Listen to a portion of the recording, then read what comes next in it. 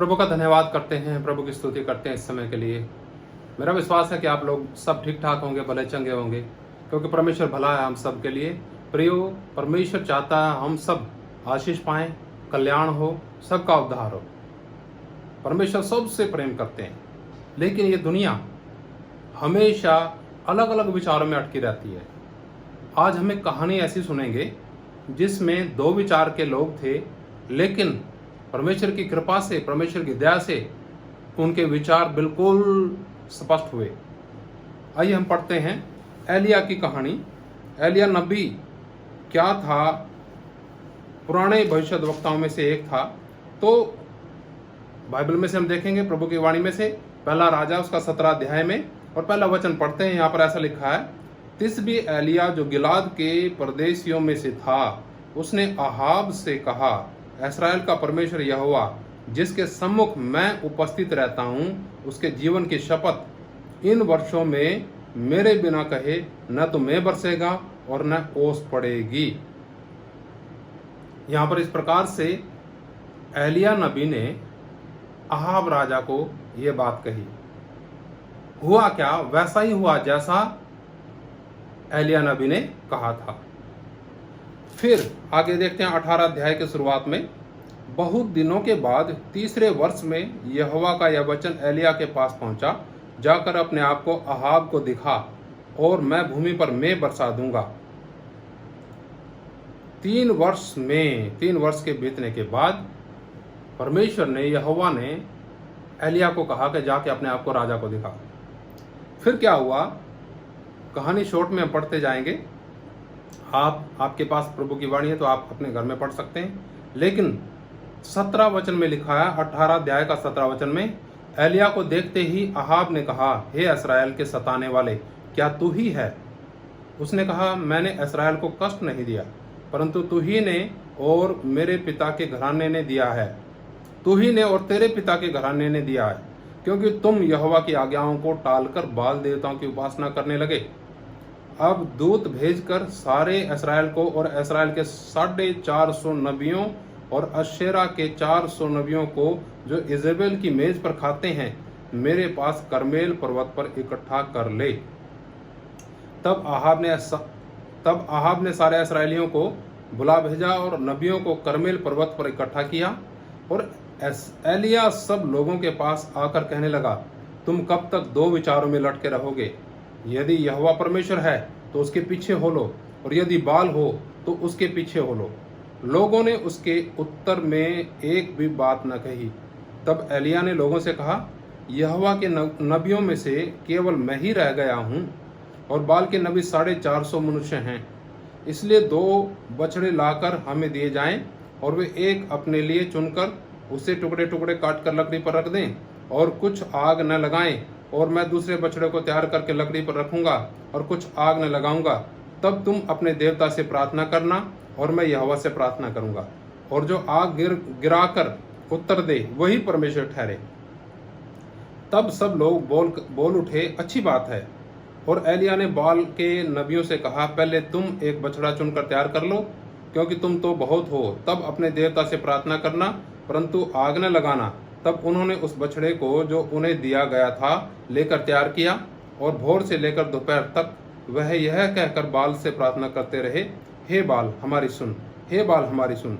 परंतु न कोई शब्द और न कोई उत्तर देने वाला हुआ। तब वे अपनी बनाई हुई वेदी पर उछलने कूदने लगे। दोपहर को एलिया ने यह कहकर उनका ठट्ठा किया, ऊंचे शब्द से पुकारो, वह तो देवता है, वह तो ध्यान लगाए होगा, या कहीं गया होगा, यह यात्रा में होगा, या हो सकता है कि सोता हो, और उसे जगाना चाहिए। और उन्होंने बड़े शब्द से पुकार के अपनी रीति के अनुसार छुरियों और बर्छियों से अपने आप को यहाँ तक घायल किया कि लहूलुहान हो गए। वे दोपहर भर ही क्या, वरन भेंट चढ़ाने के समय तक नबूवत करते रहे, परंतु कोई शब्द सुन न पड़ा, और न तो किसी ने उत्तर दिया और न कान लगाया। तब एलिया ने सब लोगों से कहा, मेरे निकट आओ, और सब लोग उसके निकट आए। तब उसने यहोवा की वेदी की जो गिराई गई थी मरम्मत की।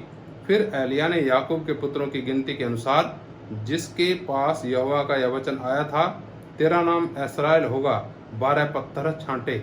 और उन पत्थरों से यहोवा के नाम की एक वेदी बनाई और उसके चारों ओर इतना बड़ा एक गड्ढा खोद दिया कि उसमें 2 सा बीज समा सके। तब उसने वेदी पर लकड़ी को सजाया और बछड़े को टुकड़े टुकड़े काटकर लकड़ी पर रख दिया और कहा, 4 घड़े पानी भर के होमबलि पशु और लकड़ी पर उड़ेल दो। तब उसने कहा, दूसरी बार वैसा ही करो। तब यहोवा ने दूसरी बार वैसा ही किया।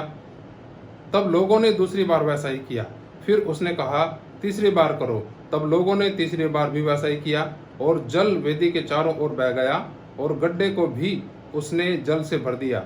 फिर भेंट चढ़ाने के समय एलिया नबी समीप जाकर कहने लगा, हे अब्राहम, इसहाक और इस्राएल के परमेश्वर यहोवा, आज यह प्रगट कर कि इस्राएल में तू ही परमेश्वर है और मैं तेरा दास हूँ, और मैंने यह काम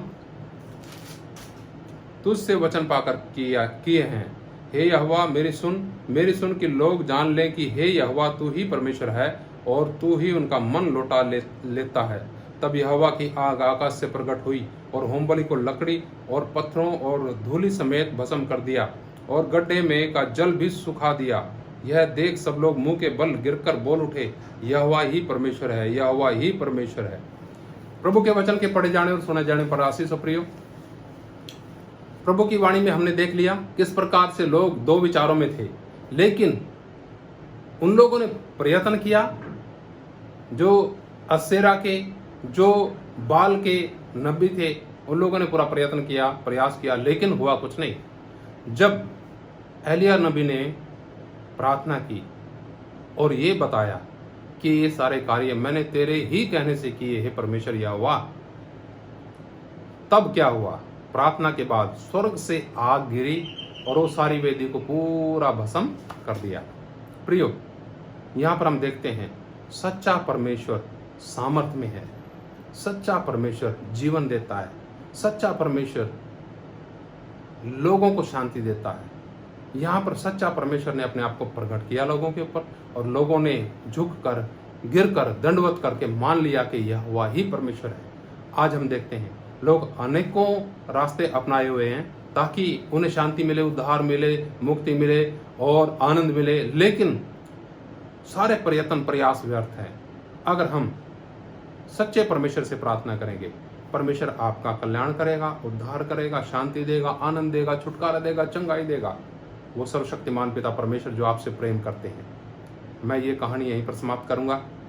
मेरा विश्वास है इस कहानी के जरिए आप सब लोगों को, इस घटना के जरिए आशीष मिली होगी, और प्रार्थना के साथ इसको अगर सुनना चाहें दोबारा सुनिए, ताकि परमेश्वर के कार्य को और मनुष्य के कार्यों को देख सकें और परमेश्वर किस प्रकार से अपना कार्य करता हुआ भी देख सकें। प्रभु आप सबको इन वचनों के द्वारा बहुत बहुत आशीष दे। जय मसीह की। यीशु मसीह जल्दी आने वाले हैं। मारना था।